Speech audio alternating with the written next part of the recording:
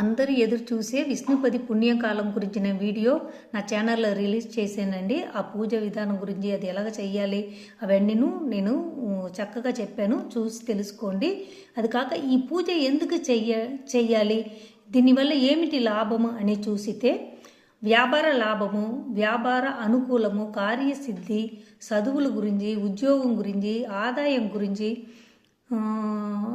ఇంకా కొంచెం కార్యాల్లో విజయం, అనుకున్న కార్యం ఏ కార్యమైనా అందులో విజయం చేయడానికి ఇలాంటివి అన్నిటికను ఈ పూజలు చేసుకోవచ్చండి. ఇది సంవత్సరానికి 4 సారి వస్తుంది. ఇప్పుడు వస్తున్న కుంభ సంక్రమం రోజు ఈ పూజ చేసుకోవాలి. విష్ణుమూర్తి గుడికి వెళ్ళి ఈ పూజ చేసుకోవాలండి.